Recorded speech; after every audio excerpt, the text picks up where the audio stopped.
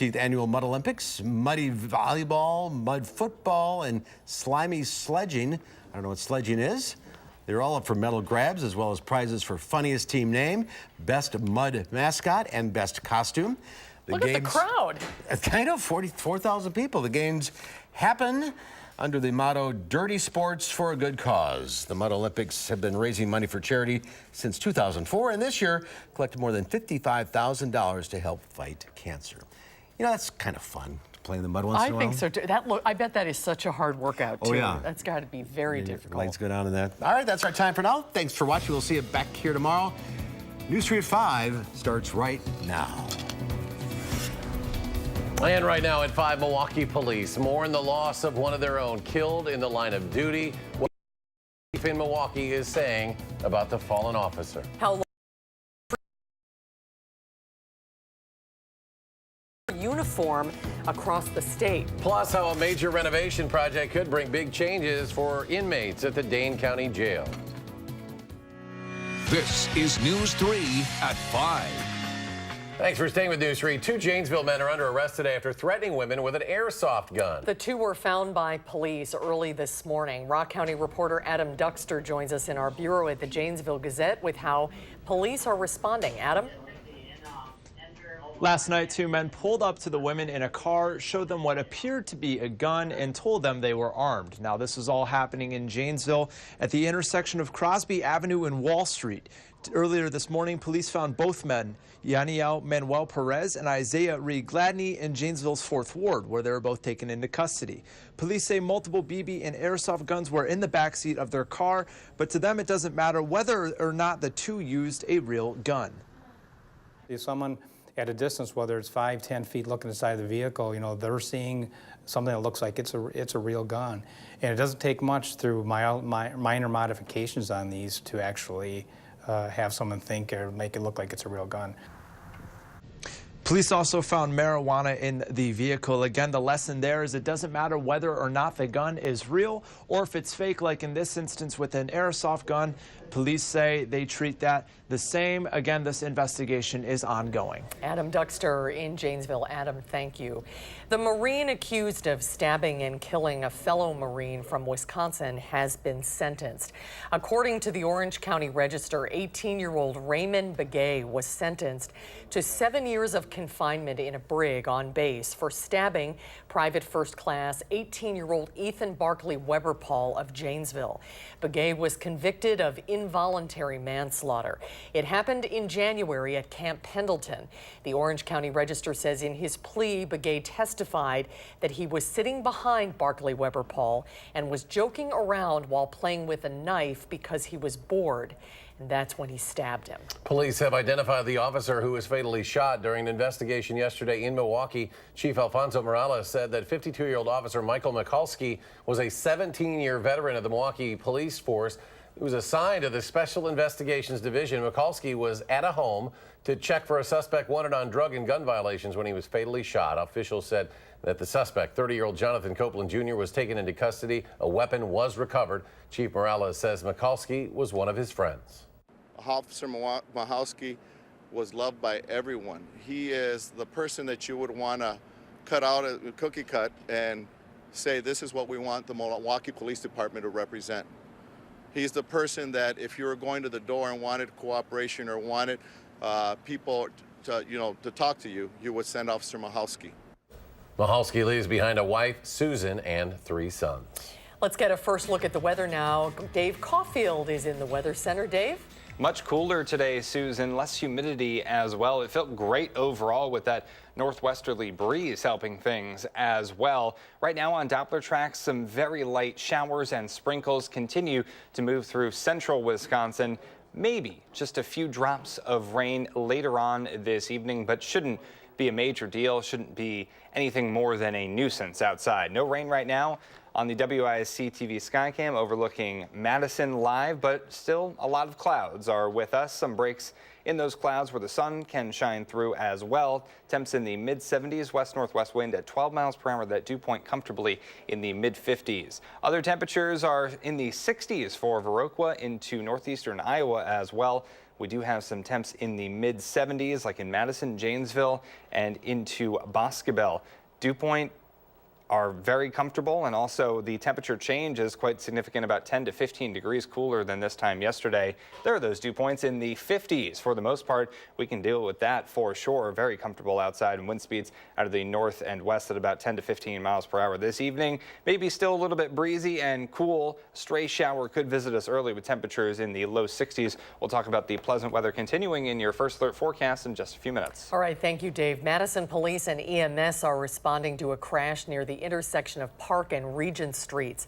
The call was reported around 3:45 this afternoon as a crash involving 2 vehicles and 2 people.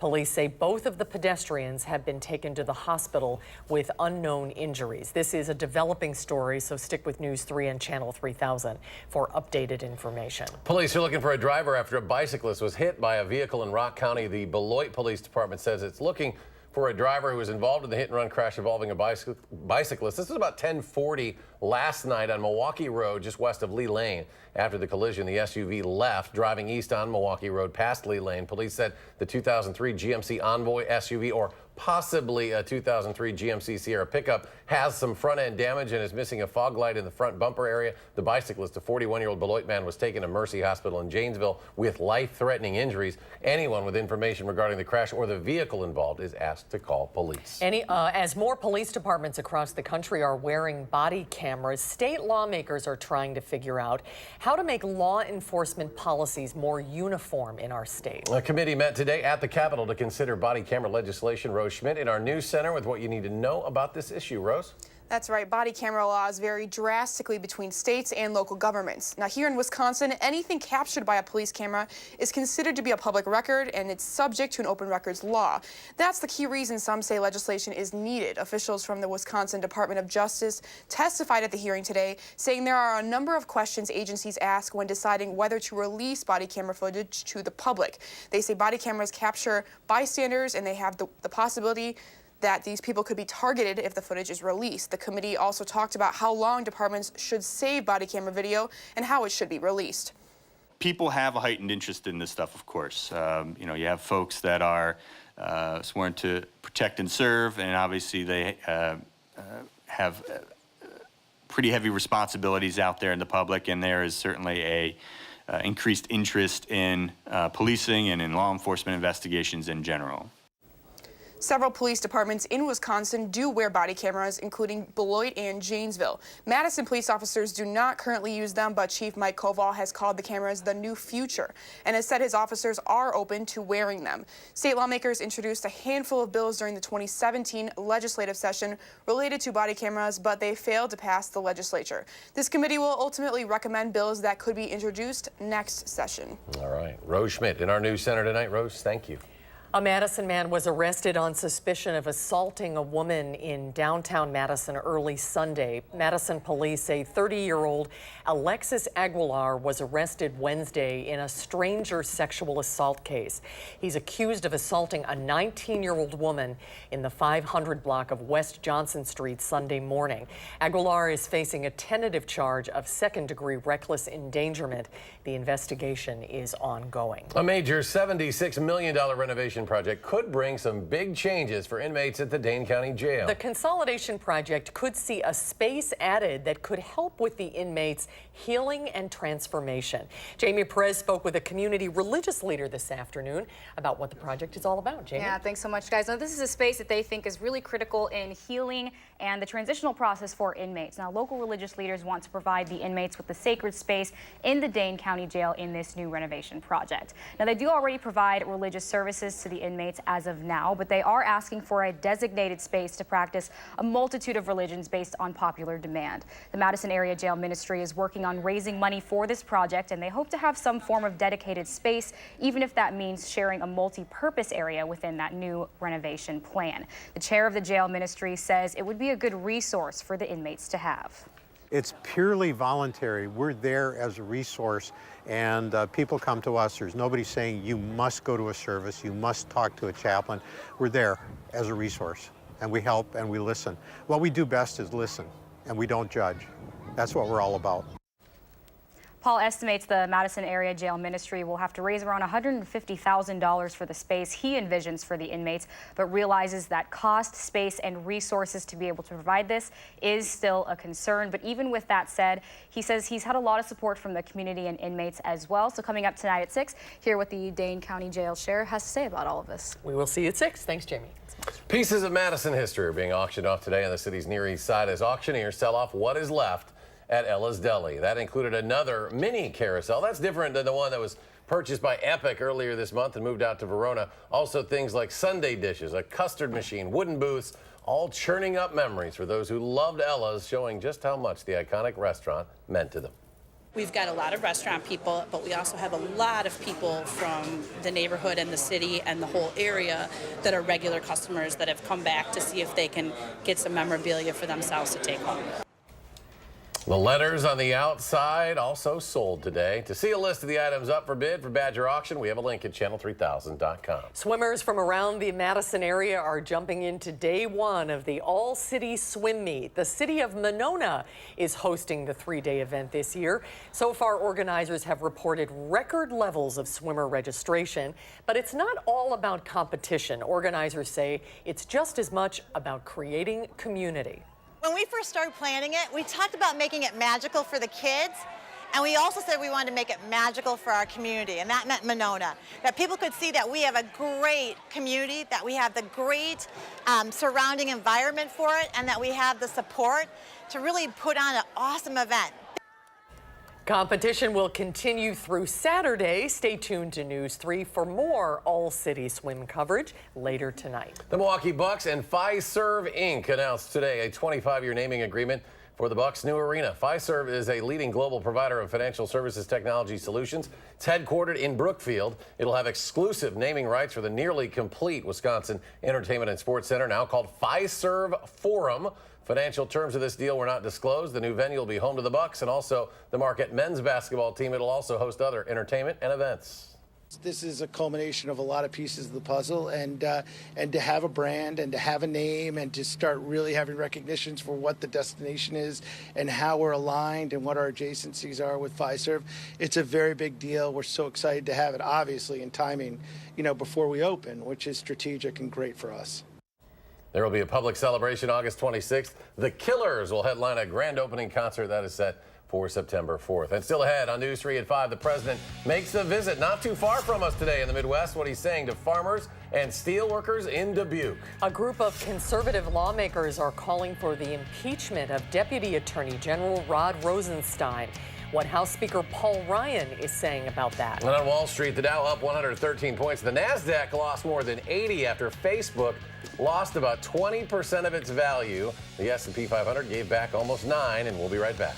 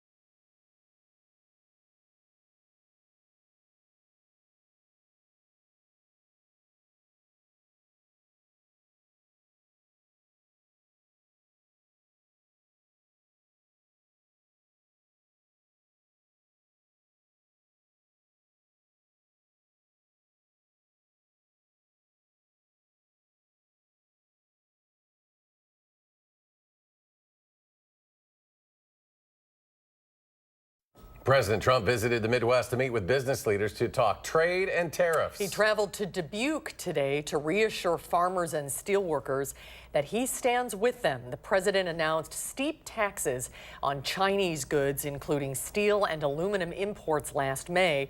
China retaliated by imposing tariffs on American exports like pork and soybeans. The president told a roundtable of business leaders that his plan to level the playing field is working. They're not going to win, just so you understand. We have all the cards. We're going to win. But it's not nice what they're doing. Some farmers have been hit hard by the trade dispute with China, and this week the administration announced a $12 billion aid package. It's facing criticism from some lawmakers and the people it's supposed to help. A group of conservative lawmakers has introduced a resolution calling for the impeachment of Deputy Attorney General Rod Rosenstein. House Freedom Caucus members Jim Jordan of Ohio and Mark Meadows of North Carolina, along with 9 others, are spearheading the impeachment effort. And they say Rosenstein has conflicts of interest with the Russian investigation probe. They accuse him of intentionally withholding documents in both that investigation and the now closed Hillary Clinton email investigation. It's a statement. What they're making is a statement is President Trump is above the law. Period. It's a sad thing. Do I support impeachment of Rod Rosenstein? No, I do not. I don't think that this rises to the level of high crimes and misdemeanors, a really high standard. The House is scheduled to leave town today for a 5-week recess. The federal government worked to meet a court-imposed deadline today to reunite thousands of children who were separated from their parents at the U.S.-Mexico border. More than 2,500 children were initially separated by Immigration and Customs Enforcement. In addition, hundreds of parents may have already been deported without their children. Betsy Plum is the vice president of policy at the New York Immigration Coalition. She calls it a logistical nightmare. They can say they've met the deadline, but we all know they haven't. And this nightmare will continue to play out, and there's no sugarcoating that you can put on that. Almost 1,000 children will remain separated after today's deadline because they crossed the border without their parents or one has a criminal history. A small homemade bomb exploded outside the U.S. Embassy in Beijing today. Police say the bomber is a 26-year-old man from Inner Mongolia who detonated a homemade bomb made from fireworks. He injured his hand in that explosion and was taken to the hospital. He was the only person hurt. Police have not given a motive. Let's head out to the weather patio now. Dave Caulfield is watching the weather, and it's nice and refreshing out there today. Hi, Dave. It is so nice right now, Eric and Susan. I thought when I first walked out of my apartment today that I went to sleep for a couple of months and woke up in the middle of fall, because that's really what it feels like right now. Some patchy clouds over the course of today, a chance of maybe a sprinkle later this evening for some of us, but that's really the only drawback on what is a fantastic forecast going forward into this weekend. We do have to keep those umbrellas ready to go. However, visible cloud tracks showing those patchy clouds, but also we've seen a fair amount of sunshine today across southern Wisconsin. Doppler tracks showing the very light sprinkles and showers continuing to move through central Wisconsin. That line will begin to fizzle out just a little bit, but a couple of raindrops for the Wisconsin Dells closer to Fond du Lac can't be rolled out over the next 2 to 3 hours. Downtown Madison on the Edgewater Skycam, looking at mostly cloudy skies. The almanac for today, wow, look at that. Much cooler than yesterday and much cooler than average, about 5 to 10 degrees below where we should be for this time of year, which is in the low 80s. We made it into the mid 70s for highs. That's where we are right now. 74 in Madison, 75 in Janesville, still in the 60s though in Viroqua, 71 in Lone Rock, and 70 in the Dells. Dew points, that's what I see when I look at that map, is just a sigh of relief, with temperatures in the 50s for dew points. Very comfortable. Wind speeds out of the north and west also helping with our comfort level at about 10 to 20 miles per hour. So a little bit breezy today. It really does feel like fall. I can hear the leaves rustling behind me. All that's missing is maybe a pumpkin spice latte. High temperature trend over the next 7 days. Well below average for most of the next week or so, with temperatures settling into the 70s, maybe peaking into the 80s on Wednesday, but way down into the 70s by Thursday. So it's a short respite from the 70s, but I really don't want a respite from the 70s. We are looking at temperatures in the 70s over the next week and a half for the most part. So the Climate Prediction Center is saying, yeah, pretty good odds that we're going to see below average temperatures for the next week to week and a half. But as we head into the middle of August, or at least the second week of August, that may change just a little bit. Some warmer temperatures could be on the way, but they also could be pretty normal, which is in the upper 70s. So that seems a little bit more likely, but we'll keep our eye on it. I'm not saying the hot weather is completely done, because we are technically in the dog days of summer, after all. Future track showing this low pressure system that's causing some of these very light rain showers continuing to slowly move to the north and east. High pressure slowly moves in and making us really nice for Friday and for much of Saturday, but a low pressure system could bring in some slight rain chances on Saturday and better rain chances for Sunday and Monday. A few thunderstorms possible during that time period as well. Tonight, partly cloudy and cooler with temperatures in the mid-50s. For tomorrow, partly sunny and pleasant. Highs will make it into the low to mid 70s once again. So let's take a look at your 7-day forecast. Those temperatures really staying in the 70s. It's going to feel fantastic over the next couple of days. And part of the reason why we are still in the 70s is our upper level pattern is what you might typically see late in the fall and during the winter months, so it's keeping us a little bit cooler, but also those rain chances. The clouds and rain will keep us a little bit cooler than normal going forward, with just a couple of days in the low 80s, and that's about it. Taking a look at Park Street and the Beltline, we are noticing those delays continuing. A couple of accidents showing up over the last few minutes or so on the Beltline, so keep that in mind. And that accident still on Park Street from Washington Ave to Chandler Street still active, so lots of delays out there across the major routes in and around Madison, maybe adding about 10 to 15 minutes to your journey in some spots. Verona Road to John Nolan, 13 minutes right now with an average speed of around 20 miles per hour. And John Nolan to Verona in the other direction, westbound, that's 10 minutes, a little bit better speed at about 25 miles per hour. That is your first alert forecast. We can just all breathe sighs of relief over the next couple of days, but maybe some rain chances on the way for the second half of the weekend. Well, that's also some good news, too. All right, thank you, Dave. Ahead on News Street 5, Americans are finding creative ways to save money on their cable bill. We'll have tips on cutting the cord when we come back.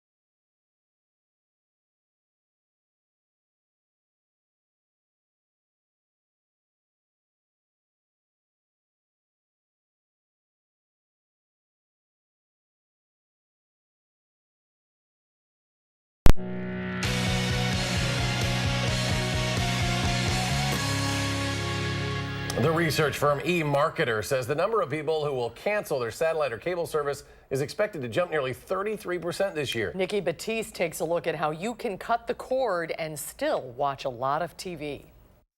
We barely were using anything that we were paying for. Lisa and Ken Sharp cut the cord 7 months ago to save about $100 a month. So this is your old bill, right? $174.14 to $77.47.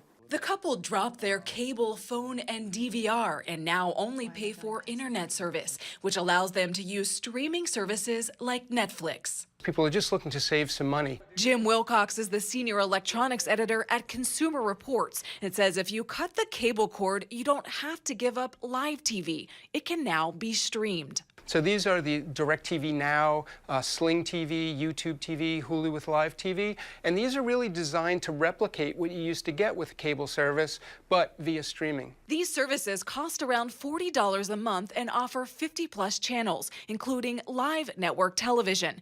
But if you want to add other streaming services like movie channels, it will cost you more.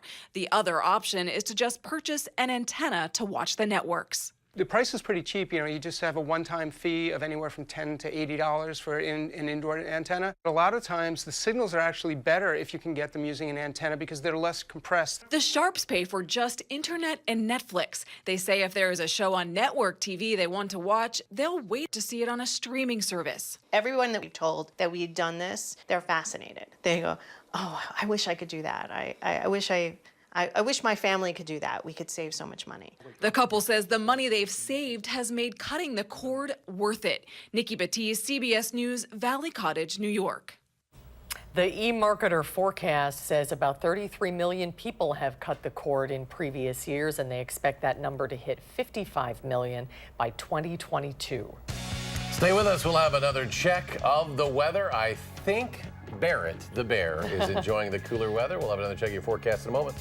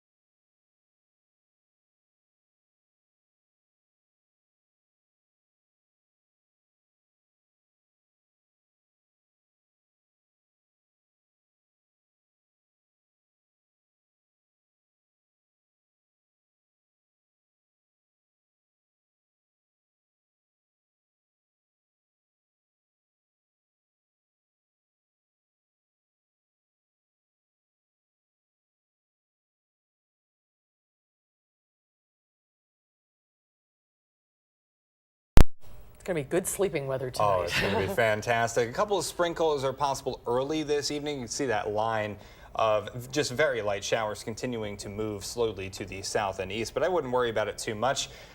We don't have to worry about the weather tomorrow. Another fantastic day with temperatures in the low to mid 70s. Plenty of sunshine, but we do get the clouds to come back in during the afternoon and evening, and temperatures staying in the 70s for a while. All right, we're back in 30 minutes for News 3 at 6. The CBS Evening News is next.